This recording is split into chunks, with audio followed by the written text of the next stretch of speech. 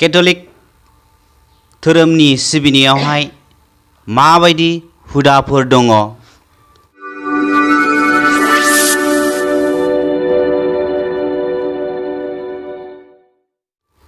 Catholic धोरोमनि बेलायाव हुदाफ्रा बेनो दङ जाहा बेखौ थि होखानाय दंखायो। खुनु जों बेखौ रावबो सोलायनो हाया, बानायनोबो हाया। मानो होनबा जोंनो बे मण्डलीयाव इसोरखौ सिबिनायाव जों माब्रै जों खुलुमनांगौ बा हुदाबो जों बाहायनांगौ बेफोर जों गासैनिबो जाहा जोंनि कैथलिक मण्डलीनि गेजेराव बुहुमावनो बे मोनसेल'खा। जेरैबायदि जों इसोरखौ खुलुमनांगौबा जोङो माब्रै खुलुमनांगौ, जों देवबारनि खुलुमनायाव जों माब्रै खुलुमनांगौ, जों बेफोरखौबो जोंनो गासिबो दङ। जेरै हमना ला जों जेब्ला इसोरखौ मोननो थाखायबा जोङो ओरैनो गोरलैयै बा सहसै जों इसोरखौ खुलुमना जों मोननो हाया। मानो होनबा जों गोबां हुदा होलांदों। जों जेब्ला इसोरनाव बिगोन, जों बिनाय समाव जोङो हान्थु खरायनानै बिनो नांगोन। हमना ला दिनै जिसु ख्रीष्टआबो मिथिगौमोन बिदि सासे इसोरनि फिसा मानसि महरै बे बुहुमाव जोनोम जाफैदोंमोन। अब्लाबो बे गावनि थैनायनि सिगां बेबो इसोरनि फिसाखाय, किन्तु मानसि महरै जोनोम जानायखाय बिहाबो गिनाय दंमोन। जेब्ला बियो गावनि जिउखौ इसोरनो माब्रै गथायगोन आरो थैनाय समाव माब्रै मोनगोन बेखौ साननानै बेबो गिनाय दंमोन। बेखायनो जिसु ख्रीष्टआ गाव थैनायनि सिगां गेतसेमा बागानाव हान्थु खरायनानै गुग्रुब खुलुमदों बे जिसुखौ, बिफा इसोरखौ गावनि जिउखौ गथायनो थाखाय। बेखायनो बेफोरावबो जोंहा गोबां सोलोंनो गोनां दं। जेब्ला इसोरखौ जों खुलुमो जोङो गोरलैयै जों मोना, जों गोबां खस्थ' खालामनांगोन, हान्थु खरायनांगोन। हान्थु खरायनायनि ओंथियानो जाबाय गावखौ गुरै जानाय, दायनिगिरि, गावखौ हमना लानाय। मानो होनबा जों गासैबो पापी। बेनिखायनो जोङो इसोरखौ खुलुमनायाव, जोंनि मान होनायाव जाहा कैथलिक मण्डलीयाव गुबुन गुबुन नियम दं। जेरै इसोरखौ खुलुमनायाव जों माब्लाबा हान्थु खरायनाय, खस्थ' खालामनानै जों इसोरनो बिनाय, गोथार बाइबेल बोसोन फरायनायफ्राव जोङो गसंनायनि ओंथिया जाबाय जों मान होनाय। बिदिनो गुबुन गुबुन जोंहा हुदा दंखायो। बेफोरखौ लानानै जों इसोरखौ जों मान होनांगौ। आरो जोङो जेब्ला गावनि गोसोफोरखौ इसोरनो गथायगोन बे समाव जों गोसो गोथारै जों गथायनांगोन। मानो होनबा जोङो मानसि जाथि जानानै जों गोबां इसोरखौ थगायो, इसोरखौ जों गले गले थगायनानै जों पापआव खोख्लैयो। बेनिखायनो जोङो इसोरनि सेराव बिनो जों गोब्राब जायो। बेखायनो इसोरखौ जों सानफ्रोमबो गावनि मैखुनाव जोंखौ दोननांगोन। जेरैबायदि आदम हेवाखौ गोथां हांजों जोंखौ दादों, आदम हेवाखौ दादोंमोन, थिग जोंखौबो इसोरा गोथां हांजों सोरजिनायलाय गावनि इसोरनि गोथां हांआ जोंनाव दं होननानै जुदि साननानै जों जुदि फोथायनानै सानफ्रोमबो थायोबा जों निस्सय जों पापनिफ्राय गोजानाव थानो हायो। आरो जोङो इसोरखौ बिसेसकै जोङो इसोरखौ जों गिनो रोंनांगोन। जों जुदि इसोरखौ गिया जों पापनिफ्राय गोजानाव थानो हाया। मानो होनबा जों दिनै इसोरखौ नुवाखै, जों फोथायो, गोथार बाइबेलखौ लानानै जों फोथायो, गोथार बाइबेलखौ फरायनानै जों नंगौ इसोराव दं होनना जों फोथायो। नाथाय जों दिनै रावबो नुवाखै। नाथाय जोङो बेनोल' इसोरखौ जुदि जों गिनो रोङाब्ला जों माब्लाबाबो जों इसोरखौ मोननो हानाय नङा। जोङो गले गले जों पापखौ मावगोन, पापनियाव गोदोना जों थानाय जागोन। कैथलिक धोरोमनि जि बाप्तिस्मा होयो, बे बाप्तिस्मा होनाया गुबुन डमिनेसनफोरजों मानो मेलाया, बेखौ नोङो बेखेवनानै होनो हागोन नामा? बाप्तिस्मानि बिसयाथ' बेनो, जोङो बाप्तिस्माखौ नंगौ बाप्तिस्मा लानांगोन। ज'हना जिसुनिख्रुइ 6 मास गिबि जेब्ला बे संसाराव जिसुआ फैनोसैमोन, बे समावहाय ज'हना फैग्रोदोंमोन। नाथाय ज'हना संसारनि मानसिफोरखौ बियो फोजाखांफैदोंमोन। मानो होनबा संसाराव गोबां पापजों गोदोसोनानै सुबुं माहारिफ्रा दंमोन। जिसुखौ मोननो थाखायबा दिनै जाय सुबुंफ्रा बाप्तिस्मा लाया बियो माब्लाबाबो जिसुनि चेला जानो हाया बा जिसुनि फिसा जानो हायामोन। बेखायनो जिसुआ संसारनि मानसिफोरखौ, पापआव गोदोसोनाय थानाय मानसिफोरखौ बियो मोजां खालामनो फैदोंमोन। खेंख्रा खेंख्रि लामाफोरखौ मोजां खालामनो फैदोंमोन। बेनो जाबाय जोंनि गोसोफ्रा नांलाय खमलाय बुलाय सोलाय दानलाय सुलाय जिनाहारि बिदि गोबां सुबुं बुहुमनि सुबुंफ्रा दंमोन। जेब्ला ज'हना फैदोंमोन बे फैनानै बिदिनो बुंदों, आं नोंसोरखौ गोसो फोथायनो थाखाय दैजों बाप्तिस्मा होगोन, नाथाय आंनि उनाव जाय फैगोन बियो गोथार आरो अरजों गोथार जिउजों बाप्तिस्मा होगोन होननानै बुंदों। आं बिनि जुथानि खानाय दिरुंखौ खेवनो समायथावथाव नङा, मानोना बे आंनिख्रुइ देरसिन होनना बुंदों। बे अर आरो गोथार जिउजों नोंसोरखौ बाप्तिस्मा होगोन। नाथाय फारिसेफोराबो जों बेवहाय फरायबा मिथिनो मोनो मथिनि 3 अध्याय 11 पदआव। दा फारिसेफ्राबो सोंदोंमोन, नोङो गुबुन गुबुन बाइबेलावहाय चेप्टारावहाय फरायबा जों मिथिनो हायो, नोङो जिसु नामा, नोंदि बाप्तिस्मा होयो होनना बुङो। अब्ला बुंदों, आं जिसुबो नङा, आं इसोरबो नङा, आं नोंसोरखौ मात्र बुहुमनि मानसिफोरखौ गोसो फोथायहोनो थाखायसो दैजों बाप्तिस्मा होगोन, नाथाय आंनि उनाव जाय फैगोन बे बोलोगोरासिन, बियो अर आरो गोथार जिउजों बाप्तिस्मा होगोन होननानै बुंदों। जाय सुबुं माहारिफ्रा दिनै ज'हननि फिननायफोरखौ लायाखै, जिसुनि बुंनायखौ लायाखै, बे बाप्तिस्मा जानो हाया। अर आरो गोथार जिउजों जायफोर बाप्तिस्मा लाबाय बिसोरसो नंगौ बाप्तिस्मा जायो। जेब्ला जों इसोरनि फिसा जानोब्ला जोङो आदम हेवानि बंस, आदम हेवा जेब्ला पाप मावो बिनि पापफ्रा बिमा बिफानाव थानायलाय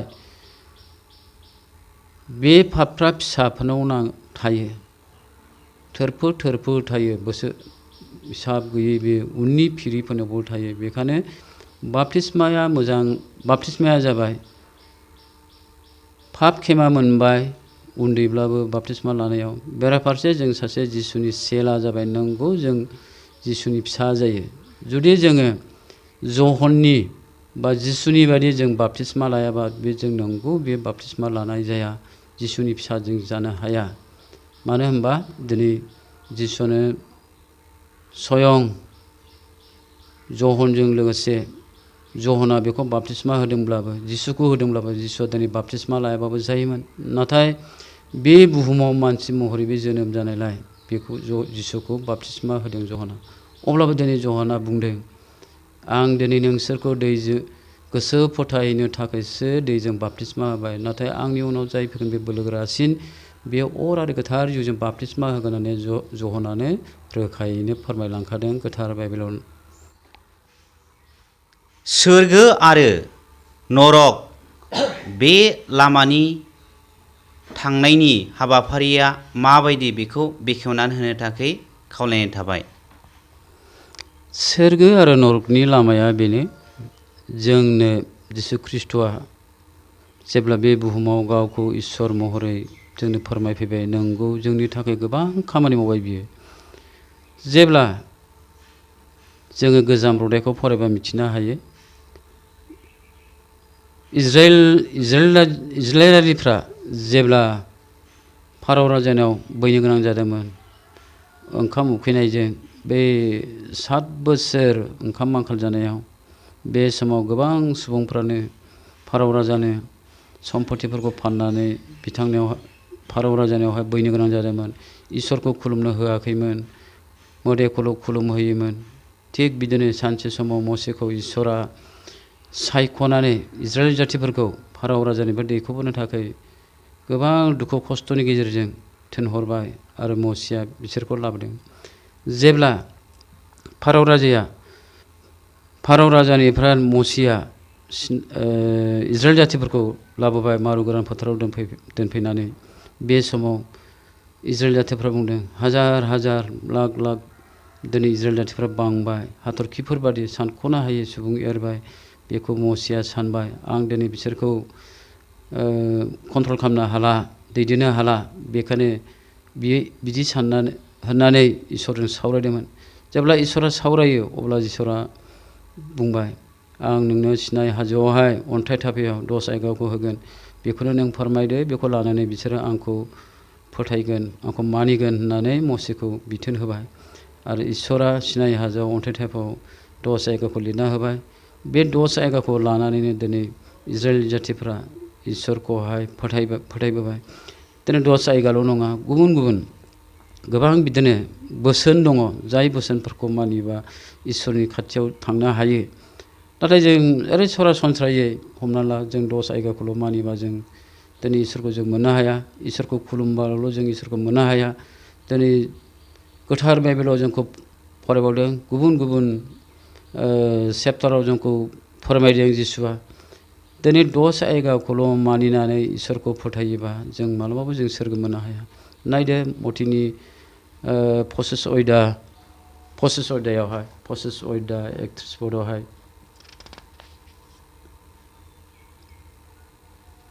माथाइनि 25 अध्याय 31 पदनिफ्राय 46 सिम जों फरायबा मिथिनो हायो जोबनाय बिसाराव ओरैबादि जागोन होननानै बुंदों बेखौ बिफा इसोराबो मिथिया जिसु ख्रिस्ट'आबो मिथिया गोथार जिउफ्राबो मिथिया इसोरा जेब्ला बे बुहुमखौ संसारखौ फोजोबस्रांगोन बिसार जागोन बे समाव इसोरा बियो मा खालामगोन गावनि फोथायारिफोरखौ बुंदों फै संसार दाजेननायनिफ्राय सोरजिनानै दोननाय सोरगो रायजोखौ आवग्रिफै होननानै बुंदों जाय गोथारफोरखौ बेराफारसे दोनबाय आरो पापिफोरखौ बेराफारसेथिं दोनदों बिदिनो बुंदों आं जेब्ला उखैदोंमोन नोंसोर आंखौ जाहोदोंमोन आं जेब्ला गांदोंमोन नोंसोर आंखौ लोंहोदोंमोन आं जेब्ला हाजरावमोन नोंसोरो आंखौहाय नायदोंमोन आं जेब्ला बेमाराव दंमोन नोंसोरो आंखौ नायदोंमोन बे खोथाखौ जिसुआ दिनै बिसोरखौ बुंबाय गोथारफोरखौ नाथाय गोथारफोरा मिथिया मानो होनबा बिसोर बुंबाय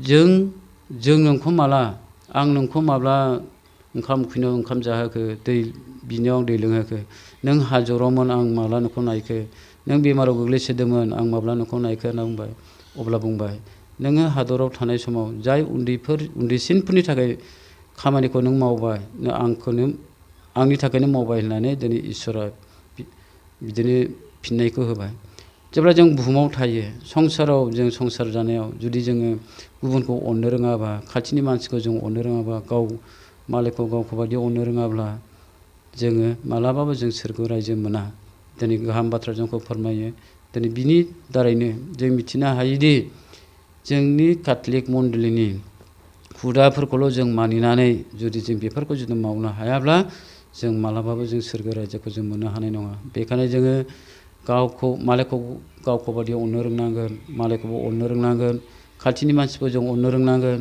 बिदिनो गुबुन गुबुन दुखु खैफोदाव गोलैनाय गासिबो गाज्रि मानसिब्लाबो जों सुबुं माहारिफोरखौ जों बिसोरखौ गावखौ बायदि जों नायनो हानांगोन अब्लासो जोङो इसोरनि सोरजिखाना दोननाय गोथार जायगाखौ जों आवग्रिनो हागोन नरकआथ' जों मिथिनो हायो नरकखौथ' जों इसोरनि बिरुदि जाय माने बुहुमाव बे संसाराव हाबिलास रंजा बाजा इसोरखौ सिनायै इसोरनि बोसोनखौ मानियैफोर जाय गुबुन गुबुन फोथायारिफोर थायो इसोरनि बेरेखा बोसोन खामानि मावग्रा बेनो इसोरनि बेरेखा नरकनि लामा जों इसोरनि बोसोनफोरखौ हुदाफोरखौ दस जायगाफोरखौ गुबुन गुबुन बोसोनफोरखौ जायफोर मानिनो गोब्राब जाबाय बिथांमोना इसोरखौ बावलांबाय इसोरनि बेरेखा गाज्रि लामायाव थाबायबाय गोबां फोथायारिफ्रा बुंगिरिफ्रा बोसोनगिरिफ्रा बोसोन होनायाव जाय बिथांमोननि रावफोरखौ लायैफ्रा बेनो नरकनि लामा जाय नरक होनना बुङोबा जोबनो गैयै बहाय गाबनाय उखैनाय थागोन माब्लाबाबो गोजोननाय गैया बेखौनो जों नरक होननानै मिथिनो हायो नरकआनो जाबाय गोजोननाय गैयै जायगा केथलिक धोरोमाव मारियाखौ मानो बाख्नायो केथलिक मण्डलीनि गेजेराव मारियाखौ बाख्नायनायनि ओंथिया बेनो मारिया जाबाय जिसुनि बिमा सासे इसोरनि बिमा बे सोरगोआवनो दंमोन दिनै जेब्ला जिसुआ मारियामा गावनि गथ' जिसुखौ सारिनायनि सिगां बेखौ दर्शन होदोंमोन खुलुमफैदोंमोन जसेफजों सोंजाखानाय आस्थाम गानखानाय बे हिन्जाव मारियामखौ अर्थात बियो सोंजाखांनायनि उनाव सोरगोनि आरफा बेखौहाय सायख'दों सासे इसोरनि बिमा जानांगौ होननानै जेब्ला सोरगोनि आरफा फैनानै बेखौहाय खुलुमफैयो खुलुमो मारिया अननायजों बुंफबनाय परबा नोंजों लोगोसे दं हिन्जावफोरनि गेजेराव नोंनो बाख्नाय जाग्रा आरोबाव बाख्नाय जाग्रा नोंनि गोरबोनि फिथाइ जिसु। बे खोथाखौ जेब्ला बुङो बे समाव बागदावो मारियामा। मानो होनबा बियो गाव माब्रै सासे इसोरनि फिसा जानो मानोना बियो दिनै सासे हौवाजोंबो बियो हाबा जायाखैमोन ना। बियो आंनि गोरबोआव माब्रै सासे गथ' थानांगौ होननानै बे बागदावदों। नाथाय बुंदों आरफ'आ बे मानसिनि दारै नङा गोथार आब्रिनि बोलोजोंसो होननानै। बे समाव दिनै मारियामा गनायनानै लादों। जों बेनिफ्राय मिथिनो हायो दिनै सोरगोनि आरफ'आनो जुदि मारियामखौ खुलुमदोंबा जों दिनै आइ मारियाखौ हामबाय होनाय हेफाजाब होनाया जोंनि बे खामानि। हमना ला जोङो आइ मारियाखौ जों खुलुमा, जों हेफाजाब बियो, बेनाव सानफ्रोमबो जों हेफाजाब बियो। मानो होनब्ला जोङो मोनसे पापखौ गले गले मावबाय थायो। जों दौरिफोरजों पाप सिखार लायो, बे पापखौ मावला होननानै आरो पापखौनो मावफिनो। जों इसोरखौ हिसाब गैयि थगायो। थगायनायनि उनाव जों जेब्ला नांगौ ना जों अब्ला जिसुनावहाय जों बिनो हाया। बेखायनो जों आइ मारियावनो बियो। जेब्ला जों बिमानाव बिगोन होमबा आइ मारिया जोंनि थाखाय गावनि फिसा जिसु ख्रिस्ट'नो बिख'ना होयो। नायदो काना नोगोराव जेब्ला द्राखा बिदै थोआ जादोंमोन बे समाव आइ मारियाबो बिनि जिसुनि चेलाफ्राबो जिसुआबो बहाय हांख्राय जादोंमोन। जेब्ला द्राखा बिदै थोआ जायो अब्ला बिमाया बुंबाय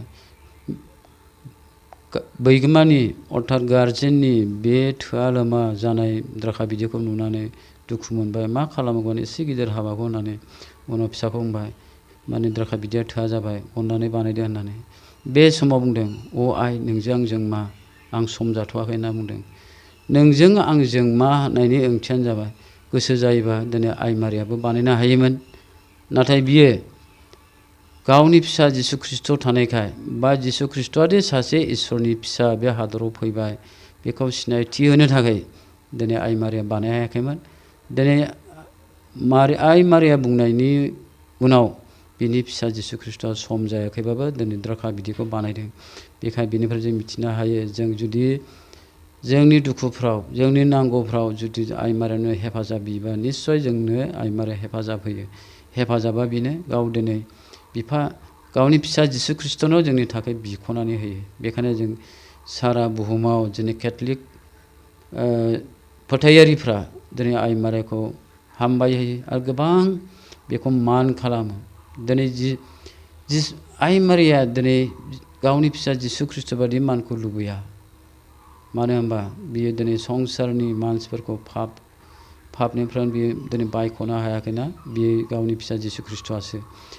मेन ओंथियानो जाबाय गावनि फिसा जिसु ख्रिस्ट'आदि नंथारगौ बिफा इसोरनिफ्राय फैनाय बेखौ बे बुहुमाव फोरमायनो थाखाय खिन्थानो थाखायसो दिनै आइ मारिया बेखौ बानायहोदों।